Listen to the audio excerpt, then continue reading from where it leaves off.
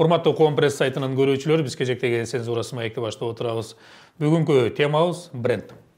Башкача айтканда, кайсы бир нерсенин же болбосо кимдир бирөөнүн таанытуучу өзүнүн эң белгиси, анын менен байланышкан синонимдик маанилер жөнүндө сөз болот. Бул боюнча биз атайын ошол брендирование деп коелу, брендтөө боюнча эксперт Максат Чакини чакырганбыз. Себеп дегенде азыркы тапта так ошол Кыргызстандын Баткен областынын брендөө боюнча, Баткен областынын брендин иштеп чыгуу боюнча сүйлөшүүлөр жүрүп жатыптыр.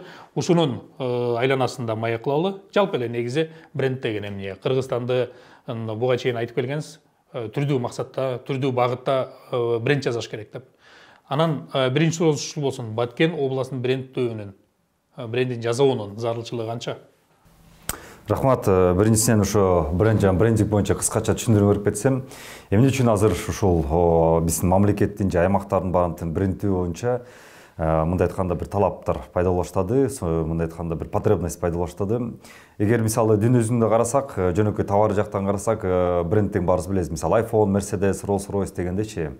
Баары тең ошол брендтер калганга аракет кылабыз. Элементарно ошол iPhone дегенде биздин жаштарыбыз эле кредит болсо дагы, очередке турса дагы алып, ошону алып, ошо менен мактанышат да. Ошондой сыңарлуу мамлекеттер дагы. Мисалы Франция десе, Япония десе, сизде абдан жылуу сезимдер, мындай айтканда ички мындай барууга мындай айтканда ошо мукташтыктар да болгон сезимдер пайда болот. Франция романтика, ал эми Япония сөзсүз түрдө бир чыгыштын акыркы технологиялар дегенде чыгыш тең кылган өзүңүздө. Ал эми Афганистан десе, кокуй кереги жок дейсиз да, Кудай сактасын дейсиз. Бул ушуна мындай айтканда бир мамлекеттин бренди, ошонун артынан имидждер болот да, ошол имидждер сизге ошол таасир этет да. Мисалы ошол эле бир мамлекеттин ичин алсак, мисалы ошол эле Турцияны алсак, баарыбыз Турция дегенде абдан баргыбыз келет да. Турция дегенде эле бүттү, уже вопрос жок да, мындай айтканда. Бирок ошо Турциянын ичинде мисалы Стамбул, Анталияга өзгөчө жылуу сезим болот. Ал эми Карс десем, Карс деген аймак бар да. Аны бизге көптөгөн суроолду. Ал эмне Карс деген эмне, кандай барыш керекпи, барбаш керекпи? Сизде уже көптөгөн суроо пайда болот дагы. Мисалы смартфон, интернет ачасыз да, бул Карс деген эмне деген. Анталия, Стамбул десе, все, вопросов нет. Түз эле билетти аласыз да, барасыз. Анткени Стамбул бул шоппинг, ресторан мисалы, ал эми Анталия бул жанагы отелдер 5 жылдыз, all inclusive, там деңиз, пеңиз дегендей да. Ошол ушунун баарын тең бренд берет да. Себеп дегенде, ошол Стамбул менен Анталияга сизге түшүндүрүүнүн кереги жок. Анталия деп койгон эле бүттү, жетиштүү.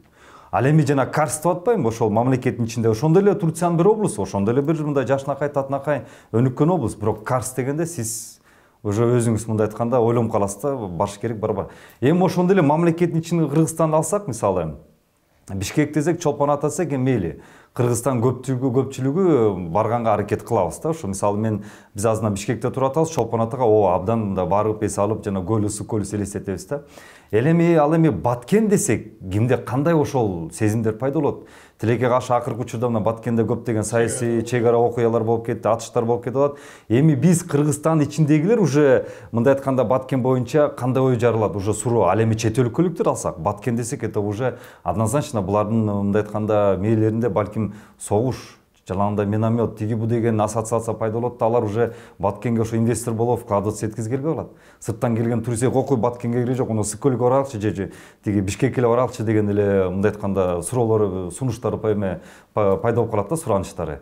Ошон үчүн дүйнө жүзүндө мамлекеттерди первый очередь брендировать этишет. Адан кийин ошол ичинде региондорду обязательно, аймактар. Кайсы жер кызыктуу болсо. Анткени эмнеге дегенде мамлекет ал кичине мындай күчтүүрөөк, чоңураак масштаб. Ал эми аймактар кичинекей да. Баткен болобу, мисалы Ат башы дейбизби, же Талас дейбизби, бул дотационный региондор да. Эми албетте аларга ошондой жардам керек. Анткени алардын образы мейли жанагы Кудай сактасын, ага чейин деле чек ара болбой келди, бирок ошондо деле ошо Баткен дейбизби, же Ат башы дейбизби, же Сүлүктүү дейбизби, же жанагы Манас, Бакай Ата райондор дейбизби, алар канчалык таанымал болуп келди эле. Маселе ошол да. Ошон үчүн могу дүйнөлүк масштабта Европалуу чыгыш, түштүк чыгыш мамлекеттери, Түндүк Америка мамлекеттери, булар 20 кылымда эле мамлекеттерин анан аймактарын уже брендировать эткиш. Эми ушул Баткенде макул, Баткендин брендин жасайбыз. Эмнеге такалабыз? Эмнени негизги көрсөткүч кылып алып чыгабыз? Мисалы биз баягы өзүңүз айткандай Чолпон Ата десе, биз көл, баягы көлдүн жээге пляж, эс алуу, мейманкананы элестетебиз. Баткенге келгенде эмнени негизги көрсөткүч кылып алып чыгайын деп атасыз? Эми азырынча пока биз иштелик, биз Баткен менен сунуштарды берип атабыз. Баткен губернаторуна сунуштар кетти. Эми Кудайым буйруп алар тура көрүп калышса, биз иштегенге даярбыз. Мисалы аймактын же мамлекеттин брендирование менен мисалы товардын брендировациясы мисалы мына смартфон товардын брендировациясы айырмасы асма менен жердей. Муну мисалы брендирлөө бул оңойраак жеңилирээк. Анткени негизги талап эмне? Телефон чалуу, интернетке кирүү, мисалы WhatsApp менен жазуу бүттү. Мисалы да 3-4-5 негизги талап. Ал эми аймакты элестетип көрсөңүз, анын ичинде экономикасы жатат, анын ичинде эли, инфраструктура, тарыхы, социалкасы, ошол эле жана оборона, азыр Баткен боюнча сөз болуп атса, обороноспособности боюнча мисалы айыл чарбасы, койчуден канча деген отурасыз. Ал жерде Баткен облусу бул товар эмес да. Бул мындай айтканда ошонун ичинде кен байлыктар жатат, элдери ар кандай мисалы кыргыз эли да бар, тажик эли да жашайт, ар жерде өзбектер да жашайт. Ошонун баарын тең бириктирип, ар бир отраслге, ар бир элге, даже бизнестин ар бир тармактарына переработка өзүнчө бизнесмендер иштейт. Мисалы жанагы айыл чарба боюнча өзүнчө бизнесмен, туризм боюнча өзүнчө бизнесмендер.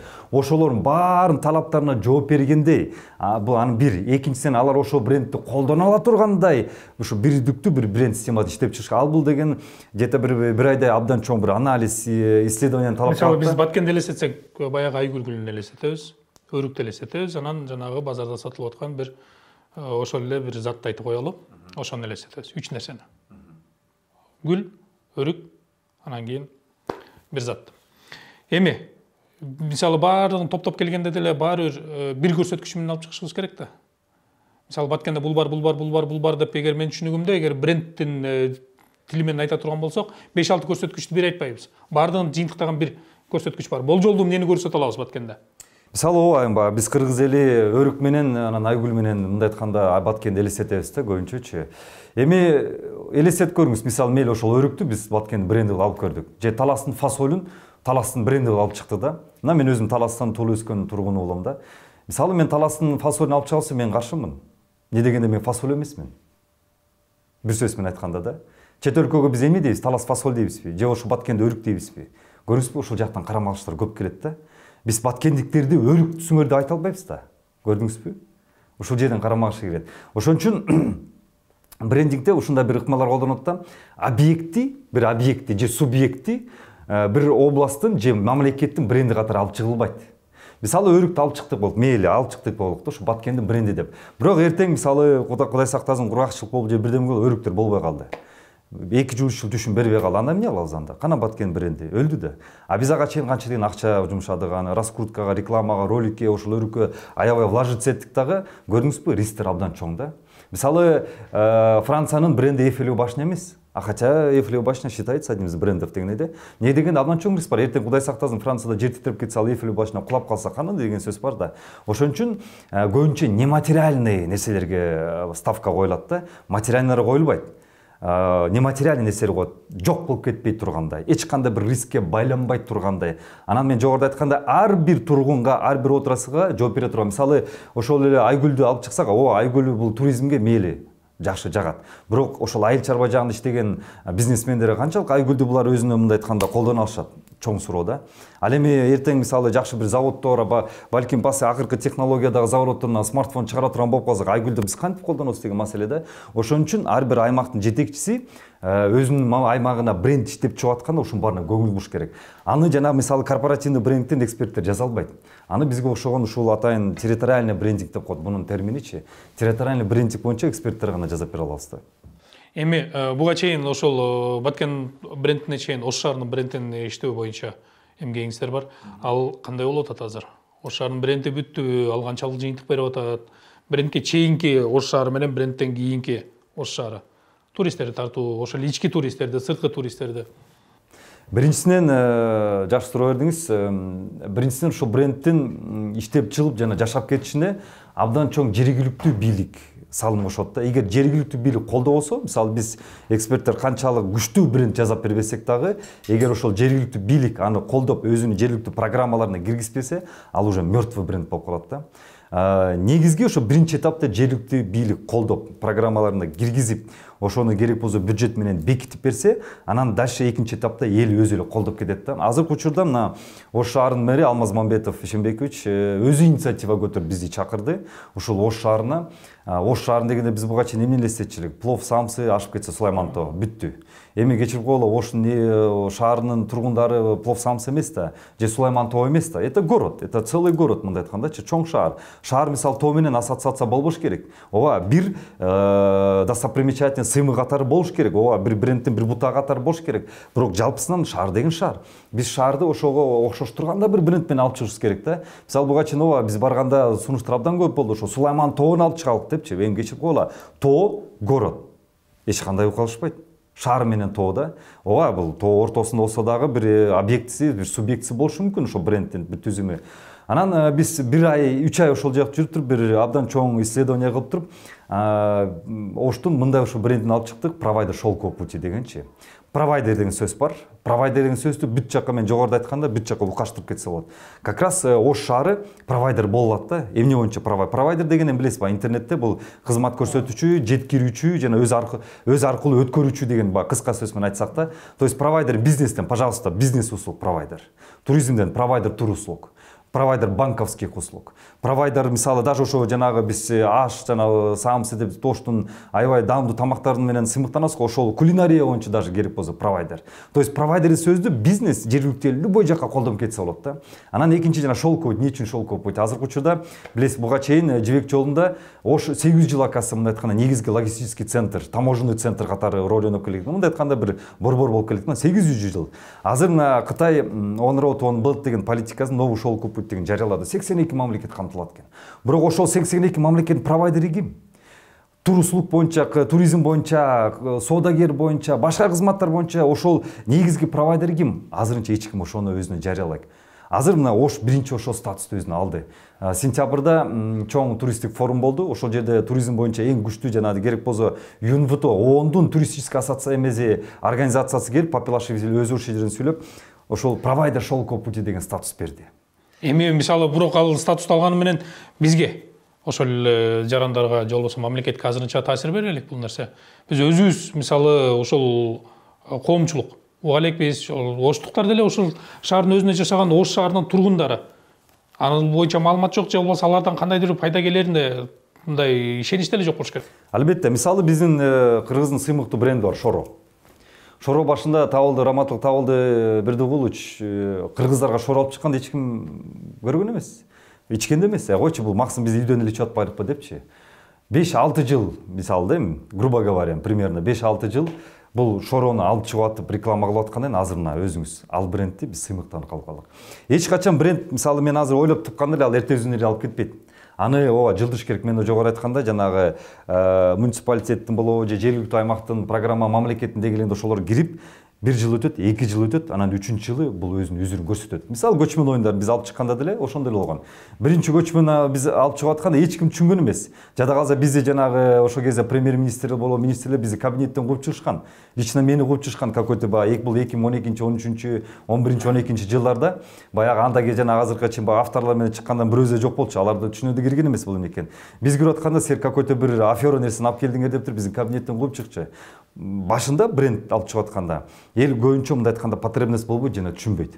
А когда уже алып чыгып көрсөткөндөн кийин, мисалы жана Стив Джобс айфонду көрсөткөнгө чейин потребности не было. Xerox'ты алып чыкканга чейин потребности не было. Ноутбукту алып чыкканга чейин потребности не было. Но когда уже көрсөткөндөн кийин эл түшүнөт. Опа дейт дагы, мына азыр 2016 экинчи көчмөн оюн, анан 3-чү көчмөн оюн болду. Пожалуйста, ошол эле Шоро 4-5 жыл өткөндөн азына баары сыймыктанып атабыз. Ошол эле жана iPhone сервис и так далее.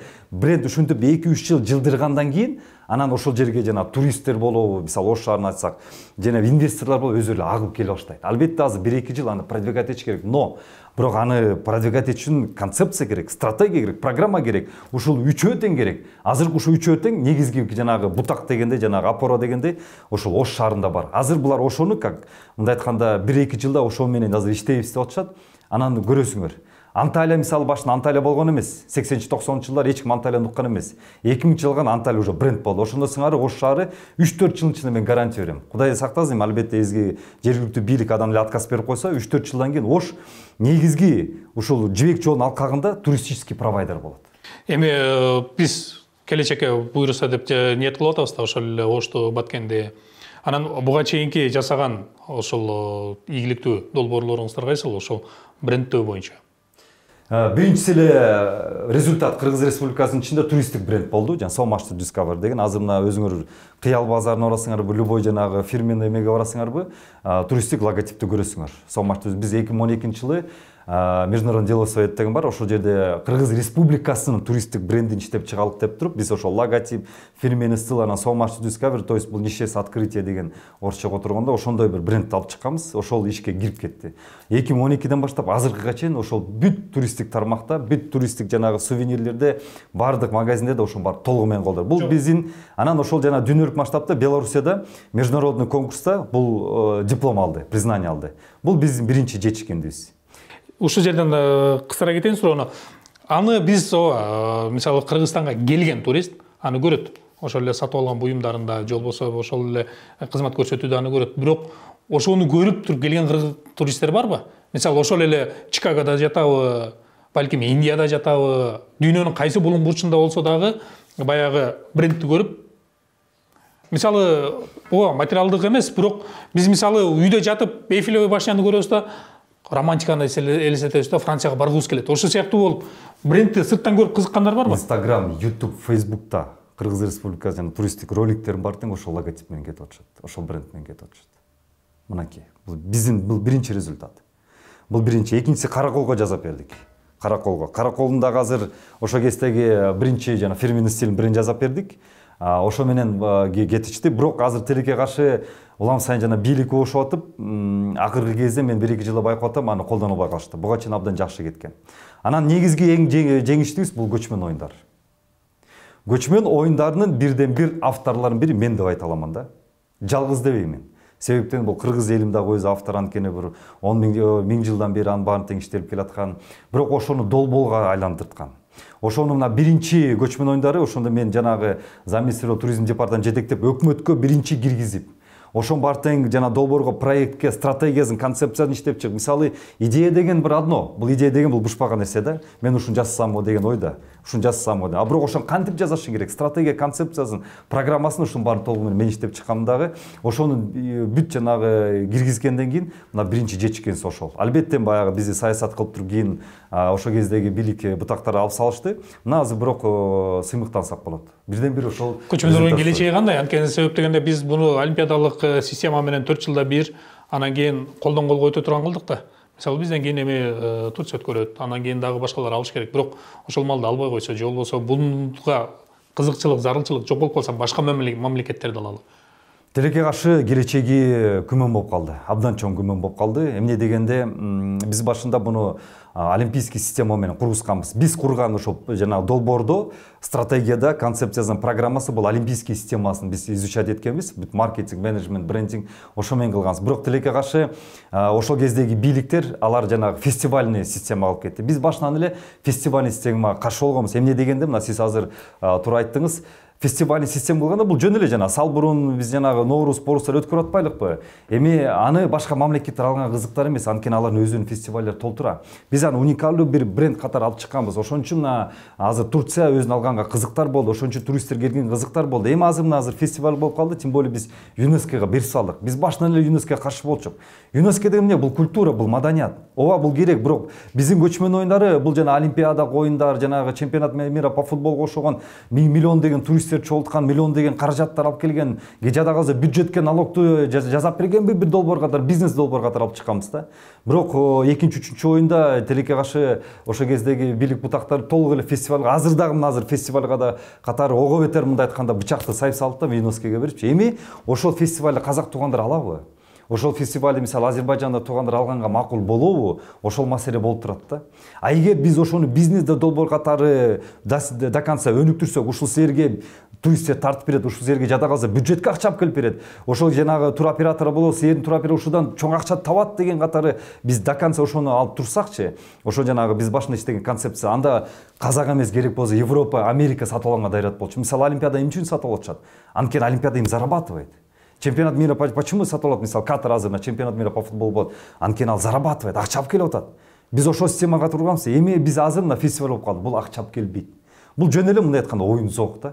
тилекке каршы биз маданий иш чара болуп калды. Эми маданий иш чараны мисалы кайсы биз маданий иш чарасы 30 жылда саттык бирөөгө, эч кимге. Ошондой эле казак туугандар кайсы маданий иш чарасын бирөөгө сатты, сатылбайт. Маданий иш чара эч кандай бул мындай айтканда дотационный долбоорлор да. Тилекке каршы азыр көчмөн оюндарыбыз дотационный долбоорсуз болуп калды. Ооба сыймыгыбыз, бирок чет өлкөгө сатканга же мындай дүнүлүк олимпиада окшоп мындай айтканда өзү жаңы көчмөн оюндар дегенде көчмөн кыла турган абдан чоң күмө болуп калды. Мен өтө өкүнүчтүмүн. Бирок азыр бизде биз абдан аз бир чоң бир долбоо иштеп чыктык. Ошол көчмөн оюндардан дагы чоң жадагы азыр олимпиадалык оюндарын түртө тургандай жылдырып койгондой ошол долбоор иштеп чыктык. Азыр биз ошону сырттагы инвесторлорго сунуштайын деп атабыз. Тилекке каршы Кыргыз мамлекетине бул болбойт. Кыргыз мамлекети кандай долбоор ал эгер сыр болбосо? Кыска айтканда олимпиадалык оюндар бул спорттун баарын тең камтыган бул оюндар. Биз этноспорттун камтыган оюндар боюнча өзүнчө этно олимпиаданы иштеп чыктык да. Бул эми мындай кыскача айтканда албетте бул башкача аталат. Биз азыр ошону араб өлкөлөрү болобу же башка чет өлкөлөр ошолорго сунуш берейин деп атабыз. Кудайым буйруп бул иштеп калса, ооба бизде болбойт, бирок булардын автору кыргыздар болуп калат. Эми биз жанагы иштеп чыктык сабаптарды деп атпайсызбы? Сиздерде атайын команда барбы? Туруктуу же болбосо ар бир долбоорго улам жаңы адамдар менен иштешмейби? Костяк бар, мындай айтканда негизги костяк деп коет, скелети бир команда бар. Бирок ар бир тармак боюнча ар кандай специалисттер керек болот. Мисалы биз Кыргызстандын ичинде специалисттер менен иштейбиз. Биз азыр бренд концепт деген бир группаны түздүк. Бул Кыргызстан, Казакстан, Россия, Австрия. 4 мамлекеттин менеджерлер, эксперттер биригиптир. Азыр ушул тармактар менен иштеп атабыз да. Биздин иштеген тармактарыбыз бул жалаң эле бул маданий же бул спорт жактан эмес. Мисалы саясий брендинг да бар. Саясий брендинг боюнча биз азыр дүйнөлүк масштабта биз президенттерди болобу же какой-то бир инсандарды болду, дүйнөлүк масштабта геополитикалык бир лидер катары алып чыга турганда дагы технологиялар бар. Ошондой эле мамлекеттердеги дүйнөлүк масштабта чыгара турган технологиясы бар. Анан бирок азыр мен өзүм мындай айтканда эми Кыргыз мамлекетинин жараны патриоты катары мына биз биринчи ошо Ошту кылдык. Азыр экинчи мына Баткенге да сунуштар жөнөттүк. Азыр бир район боюнча азыр иштеп атабыз, баштадык. Эми Кудайым буйрса азыр жакын арада угасыздар. Бир районду алдык. Бул биздин абдан алыскы райондор, дотационный райондор. Мындай айтканда эч ким барбай турган, жада калса жетишиң азап болгон бир райондор экен. Ошону азыр бренд жасап берейин деп атабыз. Ошол районго туристтер, инвесторлор, жада калса өзүбүздүн кыргыздар ошого кызыгып бара тургандай кылып берейин деп атабыз. Анткени эми өзүбүз мындай айтканда патриот болгондо Кыргыз мамлекетке жардам берелик деп. Бир долбоорду жасашка канча каражат кетет? Эми ачык сөз айтканда мына сиз деле жөнөкөй брендти iPhone сатып алыш үчүн кымбат акча төлөйсүз да. Бренд деген башка, торговый марка деген башка. Торговый марка бул жаңы чыгып аткан бир марка эме товар деп койсок болот. Ага эми акча аз төлөшүңүз мүмкүн. А когда уже бренд болуп калганда, мисалы Lexus, Rolls-Royce, Maybach деп коек да, албетте сиз уже кымбат дейсиз да. Ошондой эле мамлекеттер же райондор. Эгер буга чейин жөнөкөй эле бир район болсо, андан кийин жана Анталияда сыяктуу жогорку деңгээлге чыгам десе, албетте бул каражат көп. Себеп деген мисалы мындай да, жана жогоруда жергиликтүү бийликтин колдоосу деп атпайлыбы? Мисалы мен бүгүн мэр болуп келдим, кайсы бир шаарга же губернатор болуп келдим, эскиче айта турган болсок, анан мен айтам да, максат кел командаң менен кел мага бренд жасап бер. Анан мен белгилүү бир акча төлөйм ага. Ошол авторлорго. Анан эртең менин ордума башка бирөө губернатор болуп келеби, мэр болуп келеби айтат да. Бул болбогон утопия, жылдырып коет. Ошондо ортодон жөн эле акча кетип атат. Ал акча менин чөнтөгүмөн кеткен жок, мурунку мэрдин же губернатордун чөнтөгүнөн кетти. Ал бюджеттен кетип атат. Тагыраагы менин сиздин төлөгөн салыгыбыздан кетип атат. Ошол себептен ушул брендти жасоодо канча каражат кетет жана ошону андан ары улантып кетүү механизмдери бар, милдеттендирүү мисалы. Бийлик алмашса дагы баягы ошол брендти нары жылдырып кетүү. Болбосо эгер андай болбосо жөн эле каражат коротуп аткан жокпузбу? Ошол эле Баткенге, ошол эле Ошко. Туура айттыңыз, биз ошол рисктер бар, ошол мисалы бизде бар да правопреемственность деген түшүнүк бизде жок тилекке каршычы. Мисалы кийинки бийлик келсе, мурунку бийликтикин баарын тең кесип салат дагы, мен жаңыча революция кылам, өзүнчө эле бир нано технология иштеп чыгам дейт дагы, бирок анысын да кылбайт, мурунку баштап кеткен нерсени уланбайт. Тилекке каршы бизде ушундай жаман мындай айтканда бир ситуациялар абдан көп да. Ушул шартта акча коротуп бренд жасоонун зарылчылыгы. Эми биз ошону рисктер жок кылыш үчүн биз эмне кылып атабыз? Бренд деген бул жана логотип тартып коюу эмес. Логотип бул эң акыркы эле бир стадия. Бул жөн эле жана визуализациясы эле. Биз ошол бренд сиз айтканда рисктер болбош үчүн мында 10-20 жыл калыш үчүн биз жана программа, мамлекеттик программанын ичине чейин киргизип беребиз. Биз мисалы муниципалитет болобу же жергиликтүү облустун өнүктүү программасы болобу, биз ошо программалардын ичине чейин сиңире тургандай, адаптация кыла тургандай программа иштеп беребиз. Жада калса мамлекеттин деңгээлинде, министерствонун деңгээлинде киргизип бере турган программа иштеп беребиз. Ошонун баарын тең киргенден кийин жергиликтүү депутаттар бекиткенден бүттү. Мисалы кийинки мэр келеби, кийинки губернатор келип, ал аткарууга уже милдет болуп калат. Биз ошо жана тең баарын тең иштеп беребиз. Аны мисалы жөнөкөй корпоративный бренд маркетологдор иштей албайт. Аны атайын ушундай бизге ошону окуп бүткөн эксперттер да, биз ошонун баарын тең жасап беребиз. Ошого киргенби? Ошого кирген муниципаль программа азыр мына депутаттардын бүт баарын бекилген. 2024-25 жылга чейин бекилген. Азыркы мэр эртең мисалы кетип калса дагы кийинки мэр аны аткарууга мажбур. Биз ошого чейин бул уже мындай айтканда жана сиз айткан рисктер жок кылат. Ал эми каражат жагын айтып калсам, эми бул жер масштабтан зависит этет да. Минимум бул 10-20 миң доллардан башталат да, бул минимум. Бул аны бизге төлөбөйт. Аны албетте мисалы жана роликтер жазалат, жанагы ошол эле логотип, фирменный стилдер, жана концепция, программалар, проекттер иштелип чыгат, көптөгөн направление бар да. Мисалы Сулаймантоонун ичинде биз деле көрөбүз да, Сулайманды өзүнчө алып чыгыш керек. Мисалы какой-то бир объекттер аны өзүнчө анда өзүнчө брендировать этиш керек. Ошонун баары кошкондо жана үйдү кирпич менен курганда ошондо бир үй курулат дагы. Ошол каражат ошолорго да кетет. Анын баары мисалы максатка төлөйсүңөр. Анан бирок аягында орусча айтканда под ключ экен да. Да, под ключ. Анан аягында ошентип туруп бир аймактын, мамлекеттин ошо бренди курулат. Азыр мисалы биз мамлекетке дагы толук бренд иштеп чыктык. Кыргыз мамлекетине, Казакта, Өзбекте, Тажикте, мисалы Түркмөндө, даже жалгыз Россияда жок. Биз азыр концепцияны толугу менен даярдадык Кыргыз Республикасына. Бизде даяр, аш бышкан, мындай айтканда бешбармак бышкан даяр. Ошону сунуштоого даярбыз да. Не деген бренд? Сыр болбосо. Аны эми жакында презентация кылабыз. Эгер Кудайым буйруп азыр Садыр Нуркожоевич эгер ошону каалап турганга макул десе, биз толугу менен даярдадык. Биз азыр ошо менен дүйнөлүк масштабка чыга алабыз. СНГ мамлекетте бирден мамлекет азыр бренд менен чыга элек. Кыргыз Республикасы. Буга чейин дагы бир бренд жасалды эле. Жанагы асман алдындагы өлкө деп. Биз ошонун мындай айтканда более совершенный концепциясын иштеп чыктык. Алдын автору деле сиз болчусуз. Анын автору менмин. Ал эмнеге токтоп калды? Анын кайра эмнеге жаңылан зарылчылыгы? Бул саясий куугунтук болду бизде. Бизге саясий куугунтук болду. Бирок саясий куугунтук болгондо да мен курортто отурганда дагы биз ошондо дагы ошол кезде Темир Аргенбаевич Сариевке эми премьер-министр отуруп сунуштаганбыз. Бирок ал киши минтип койгон. Эми жакшы экен, бирок биз өзүбүздүн иштеп чыгабыз деп койгон. Бирок өзүнүкүн иштеп чыккан жок, биздикин да кабыл алган жок. Бирок ага рахмат биздикини кабыл албаганы. Азыр биз аны адан да бекер, адан дагы жогорулатып иштеп чыктык дагы, мындай айтканда бир Lexus'ка айландырдык. Азыр мына ошол Кыргыз мамлекеттин бренди алып чыкканга мына азыр биз даярбыз. Уже ал толугу менен концепциясы да, стратегиясы да, программасы да даяр. Түшүнүктүү, ыраазычылык билдирели. Эми чындап эле биздин брендтер иштеп кете турган болсо, балким дүйнөнүн булуң бурчундагы жөн эле жай тургундар, жай жарандар көрүп, бизге өзүнүн салымын кошуп, турист болуп эс алып кетет деп ишенелем. Урматтуу Компресс сайтынын көрүүчүлөрү, биз жогоруда цензурасы маекте жыйынтыкта отурабыз. Бүгүн болсо биз өлкөнүн аймактарын, же болбосо кандайдыр бир көрүнүштүү бренд менен таанытуу тууралуу сөз кылдык. Ал эми бизде конокто ошол бренд жазуу боюнча эксперт Максат Чаки болду.